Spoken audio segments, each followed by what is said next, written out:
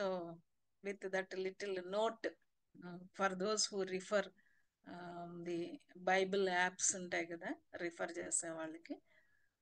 So 9 and 12 10 వర్సెస్కి వచ్చే టైంకి మనం చూస్తాం ఏంటంటే కనుక 8th వర్స్ని కంక్లూడ్ చేసి 7 and 8 టుగెదర్ మనం చూసినప్పుడు the testimony of God, the testimony of the Christ death, the testimony of the Spirit, and unto water, blood, and Spirit, and they three agree అనేది మనం లాస్ట్ స్టడీలో చూసాము. ఇప్పుడు 9th నుంచి మనం చూస్తే కనుక what we see is that the witness are the testimony is not only external, that is from the threefold testimony, but also internal. 9 and 10 verses ni clear ga మనం చూస్తా ఉంటే గనక it talks about the internal witness, inner witness, inner testimony గురించి. So the believer has the testimony in himself, not only the external, the objective truth, but also there is a inward, internal voice of God telling us that we are the children of God అనేది చక్కగా ఇక్కడ చెప్తున్నట్టుగా మనం చూస్తాం. Before that ఏంటన్నాడంటే we accept human testimony, but God's testimony is greater because it is the testimony of God which he has given about his son. అంటే ఏదైనా ఇష్యూని సెటిల్ చేయాలి అనేటప్పుడు ఎక్కడ సెటిల్ చేస్తాం మనం? Where we settle? Majority of ఒపీనియన్తో సెటిల్ చేస్తామా? ఎట్లా సెటిల్ చేస్తాం మనం?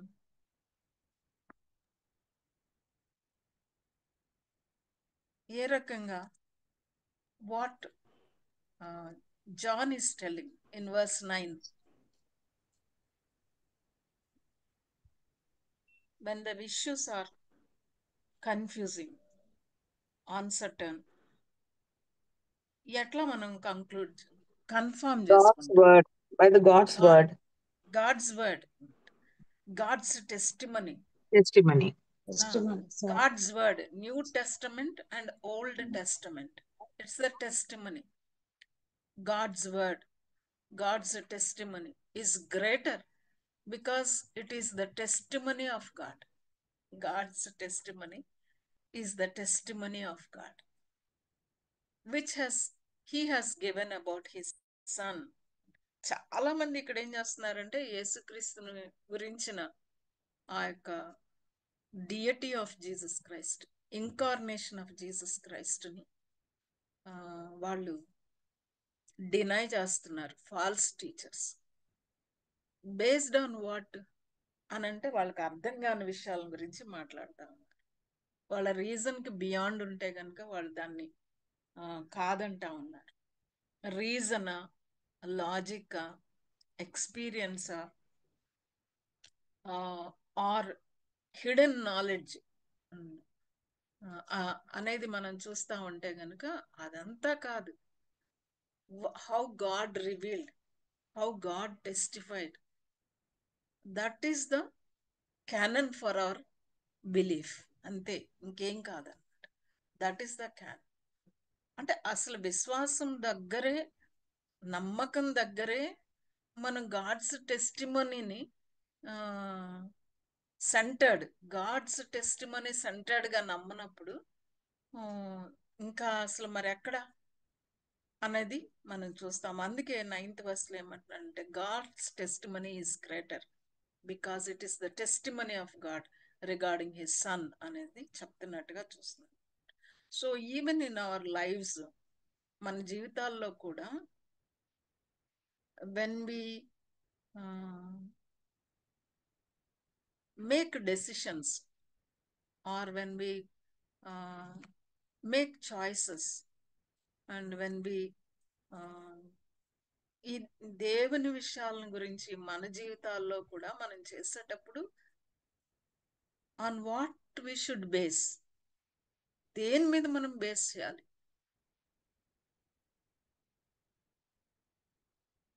On what? Word of God. Word of God. Word of God.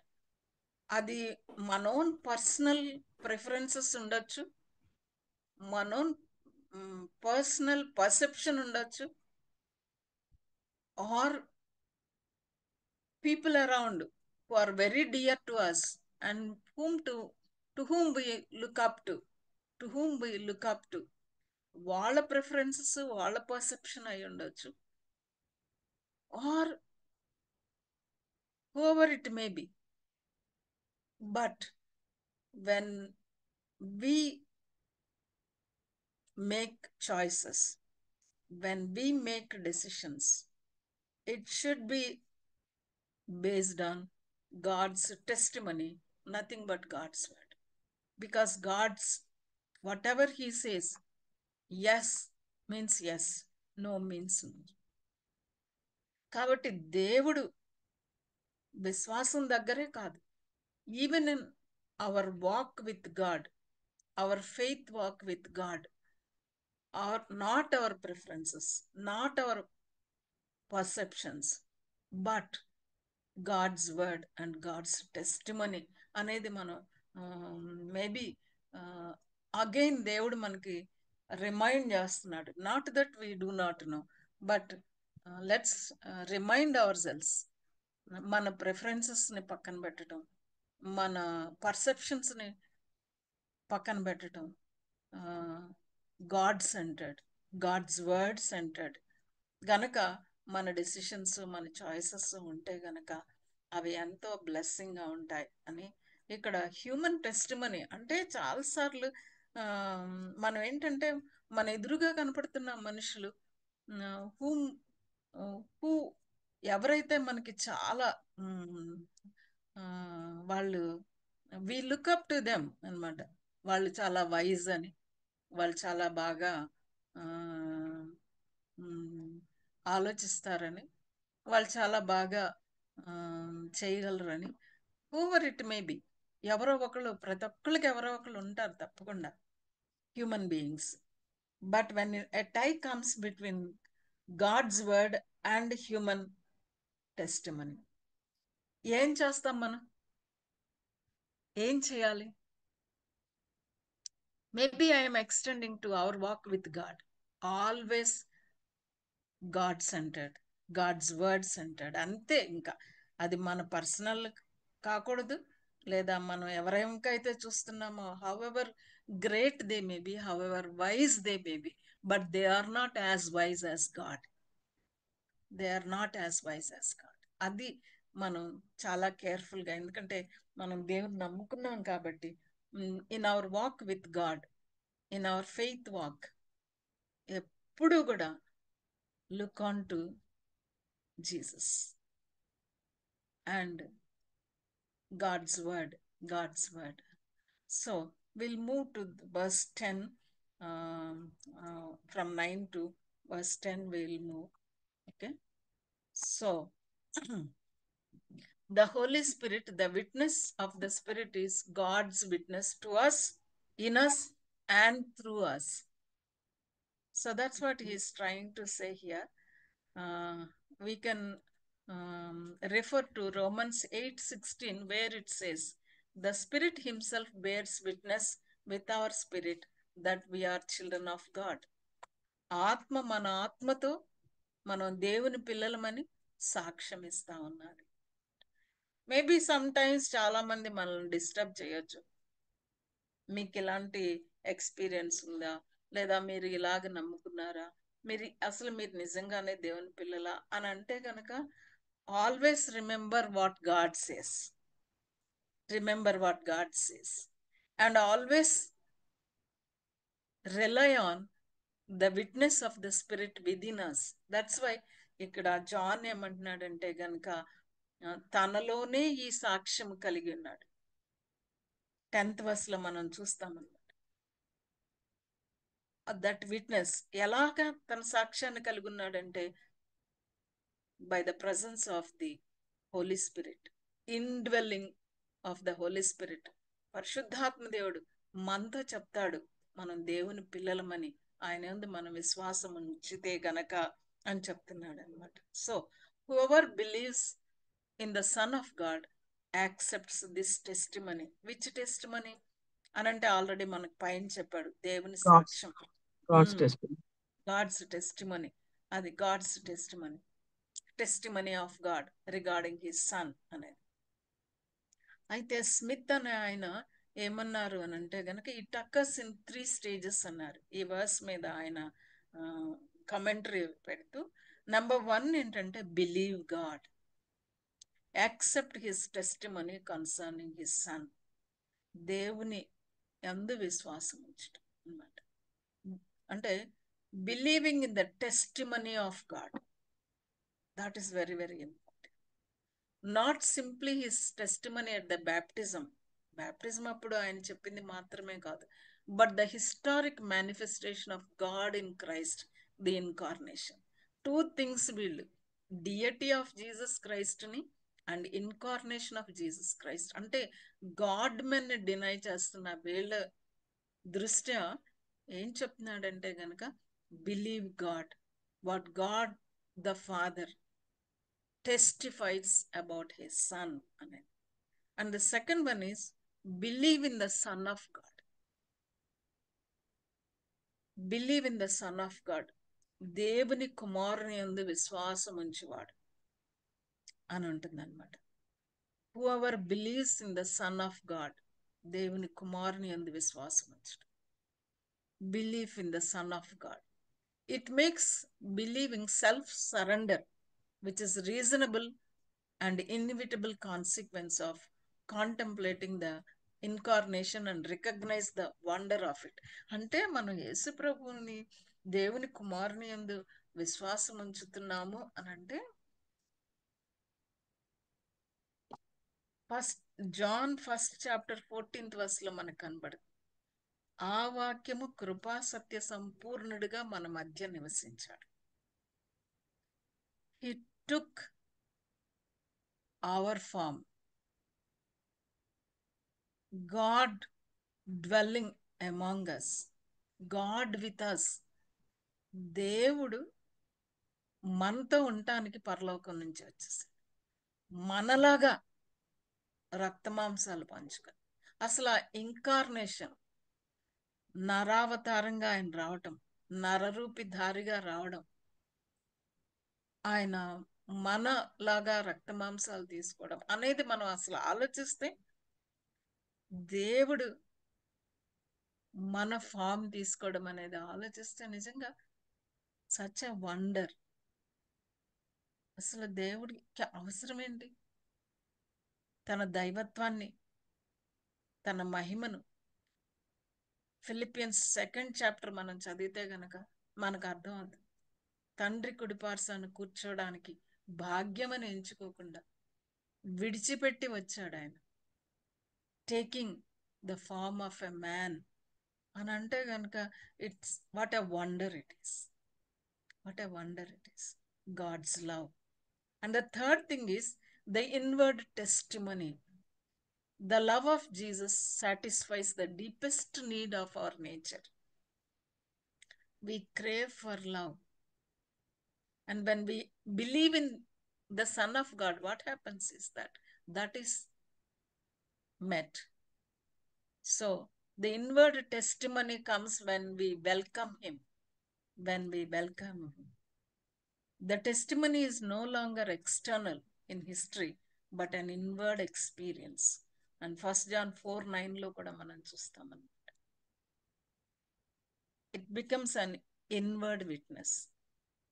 So as long as we hear the gospel, the good news, the truth about Jesus Christ, he is the Son of God, he is the Savior, ఆయన తప్ప మరెవ్వరు లేదు అని వింటా ఉంటుండగా మనం ఆయన ఏంది విశ్వాసం ఉంచినప్పుడు, ఆయన్ని రిసీవ్ చేసుకునేటప్పుడు, what happens is that ఆ ఎక్స్టర్నల్ ట్రూత్ మన ఇన్వర్డ్ టెస్టిమనీ అవుతుంది అని అంటున్నారు అనమాట. So inward experience and therefore indubitable beyond doubt. ఇంకా మనకి ఎలాంటి అనుమానం, సందేహం, సంశయం లేనే లేదు. ఎందుకంటే పరిశుద్ధాత్మ దేవుడు మన ఆత్మతో సాక్ష్యం ఇస్తున్నాడు కాబట్టి. సో 3 stages లో ఇది జరుగుతుందని చూస్తున్నాం. Believing God, believe in the son of God and the inward testimony. So believe on the testimony of God, God's testimony. Based on God's testimony, believe in his son Jesus Christ. Then comes the inward testimony. So the witness is not only external but internal. These 3 stages are according to the metaphor that is used in Revelation 3:20. So when we read Revelation 3:20, there's a metaphor or a picture is used. What is the picture that is used in Revelation 3:20? What is the picture? Here I stand. I stand at the door and knock. If anyone hears my voice and opens the door, I will come in and eat with him and he with me. So the picture here is, the metaphor here is standing at the door and knocking.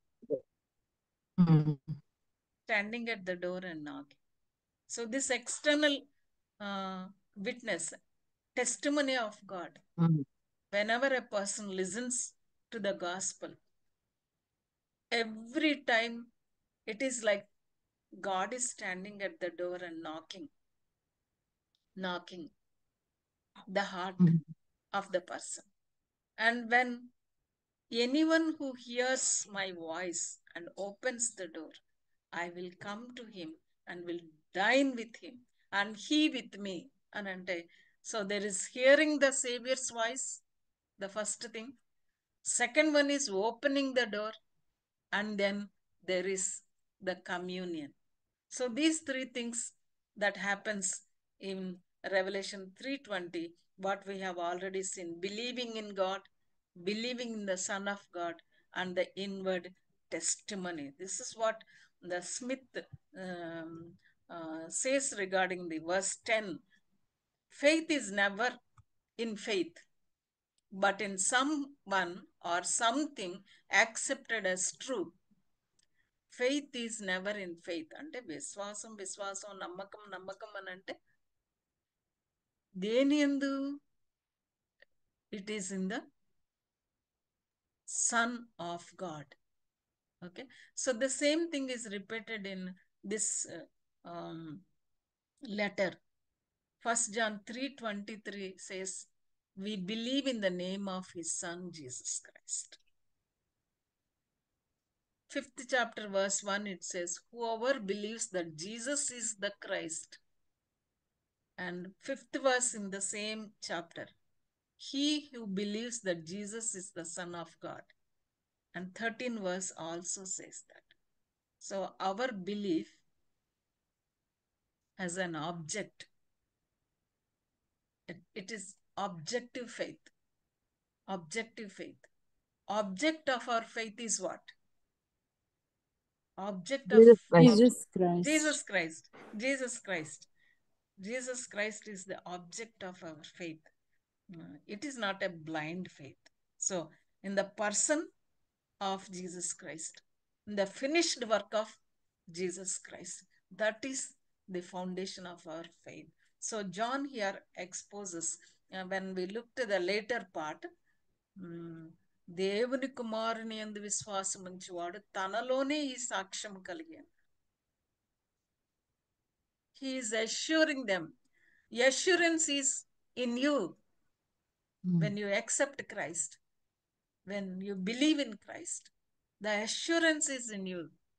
You are a child of God. అనే assurance ఎక్కడుంది నీకంటే? It is in you. And then it says that దేవుని నమ్మని వాడి గురించి మాట్లాడుతున్నాడు ఇక్కడ. ఏం జరుగుతుందండి? What happens when one does not believe in God? What happens?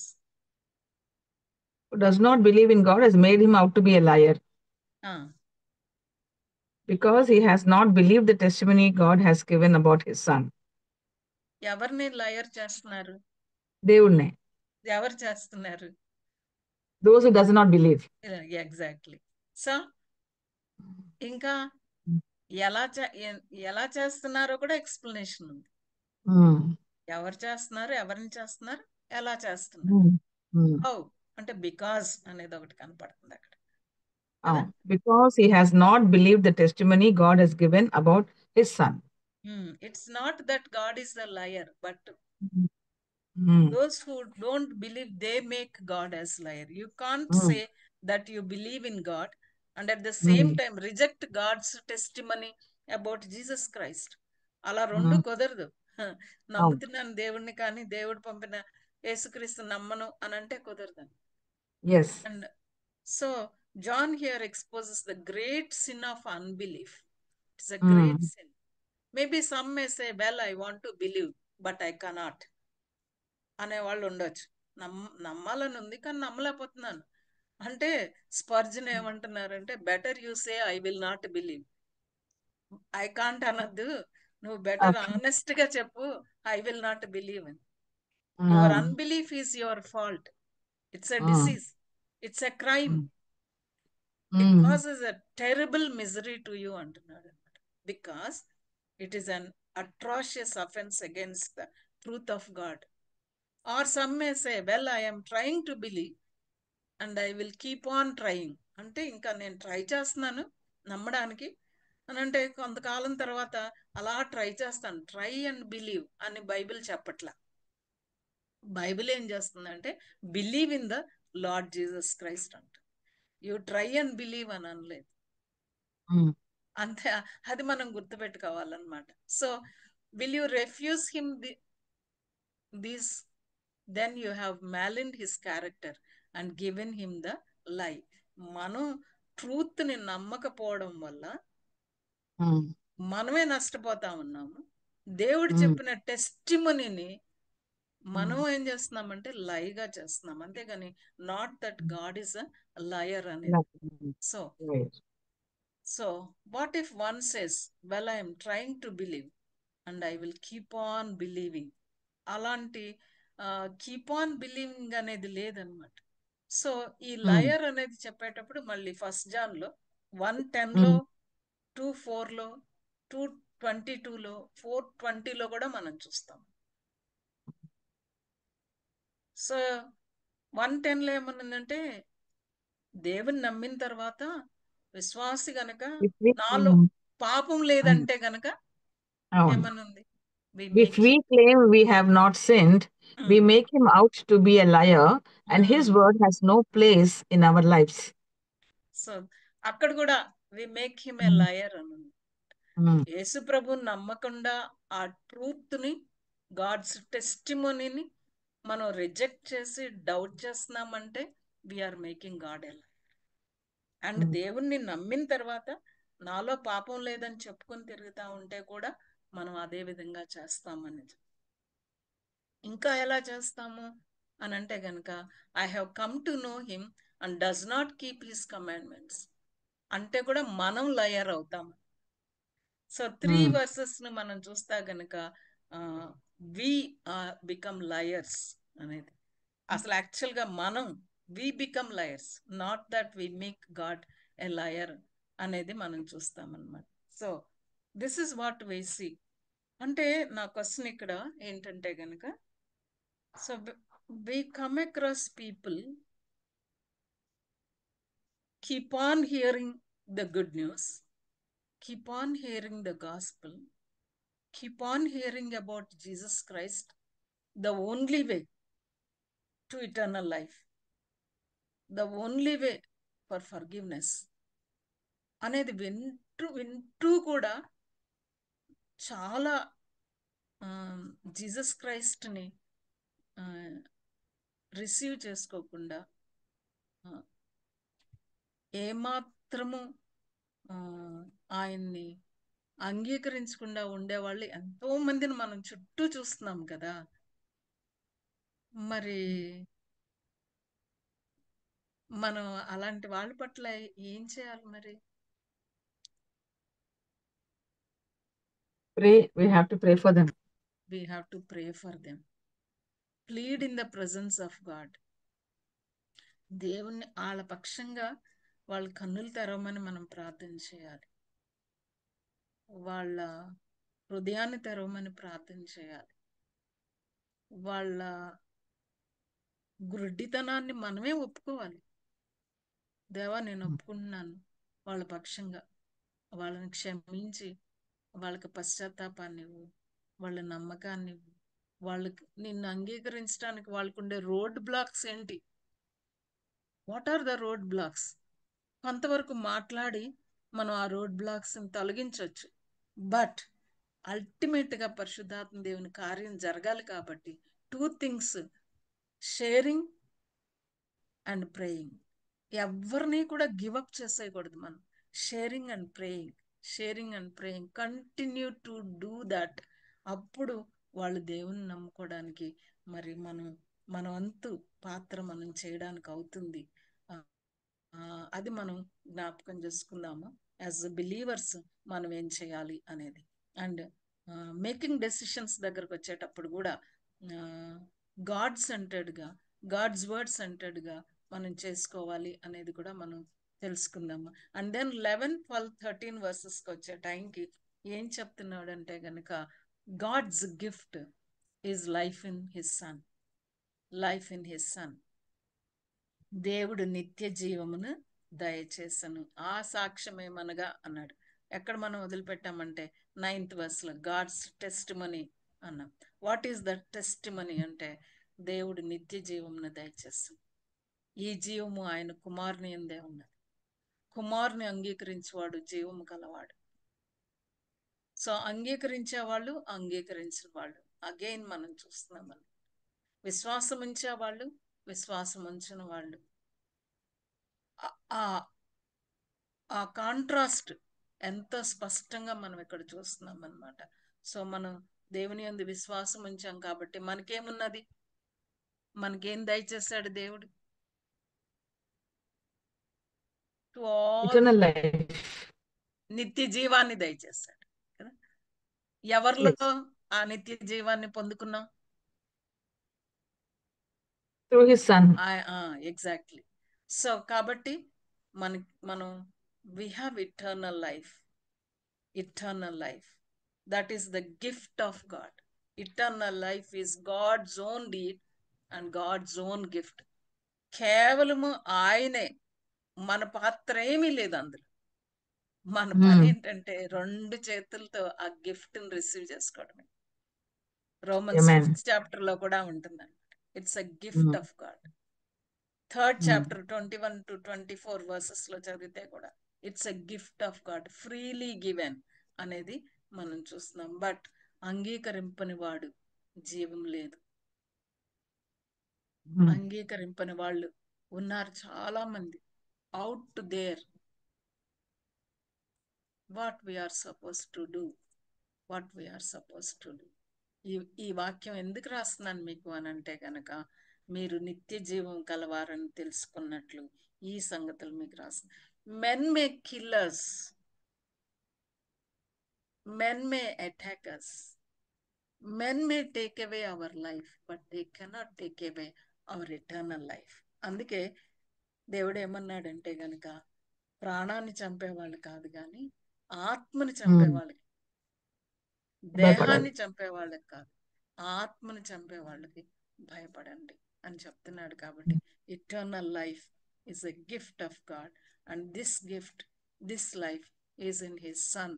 కాబట్టి మనం we can praise God, we can worship him for sending his son and making us to believe. Faith is a gift of God. Eternal life is a gift of God. But walking in faith, following him is our responsibility. That we will see in the next section లో మనం చూస్తామన్నమాట. 14 నుంచి మనం చూసేటప్పుడు So what is our takeaway lesson today? What is our takeaway lesson? Take home lesson is God's testimony. True testimony. Believing in God's word, God's testimony. Time and again in our life, small choices are big choices in life. Small decisions, everyday small decisions are major life decisions based on God's word and God-centered. May God help us to do that. ఎందుకంటే మనం already యేసు ప్రభువుని నమ్ముకున్నాం. ఒకవేళ ఇంకా ఎవరన్నా నమ్ముకోకుండా ఇబ్బంది పడతా ఉంటే గనక దేవుడు చెప్తున్నాడు, నిత్యజీవం కావాలంటే యేసుక్రీస్తు ప్రభువునందు నమ్మకం ఉంచాలి. నమ్మకం ఉంచిన మనం in this life, our decisions, small or big, our choices, small or big, God-centered గా, God's word based గా ఉండాలే తప్ప మన ప్రిఫరెన్సెస్ కాదు, మన పర్సెప్షన్స్ కాదు. And let's all thank God, praise God in this Lenten season where we are meditating on the cross of Christ. యేసు ప్రభు మన కోసం మనల్ని విమోచించడానికి మనలాంటి శరీరాన్ని ధరించుకుని వచ్చాడు. ఆయన స్తుతిద్దాం, ఆయన ఘనపరుద్దాం. ఈ సత్యాన్ని, this truth, this testimony of God, many are differing, many are not believe. For them we have a responsibility. వాళ్ళకు కూడా నిత్యజీవం మీకు యేసుక్రీస్తు ప్రభువులో ఉంది అని చెప్పడానికి, షేర్ చేయడానికి. May God bless us. Over to you మా Premalatha. Akka, thank you so much, Akka, for the wonderful word of God. It's such a great